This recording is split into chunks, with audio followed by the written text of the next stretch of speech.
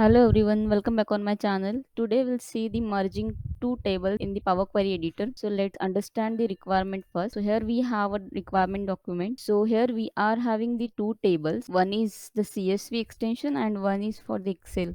Okay, so we have to merge that two files together into a new table in the Power Query editor. Okay, and then we have to enable load for the table that we don't want in the Power BI. Okay, so let's see how to do it in the Power BI desktop. So after opening this Power BI file and importing the data from get data option, we have these two tables in the Power BI now. So one is the dyno data and one is the dyno details. Okay, so we have to merge these two tables. For merging, we have to go to the transform data, and here we are in the Power Query editor now. For merging the data in the Power BI, we need same column in the two tables, the same data type. Okay, here we have a dyno digits column where we have IDs, and same we have the dyno digits in the dyno data table.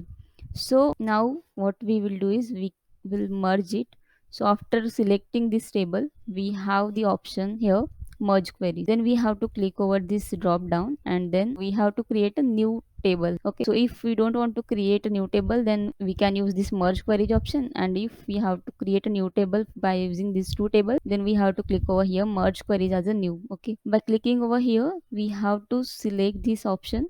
From the dyno details table, we have to select this column, and from the dyno data table, we have to select this column for doing the relation between two tables. Okay, and then we have to click here. We will have a merged table. We can rename that table as a dyno data and details. So here we have this whatever data present in these two tables, we have that in this table now. Okay, we merged that table now. In our requirement sheet, we have this enable load option, so we can also do that in the Power BI. So for enabling load, we have to click over here, and if we don't want to see this data in the Power BI desktop now, we only want to see the merged data, then we can untick this enable load option.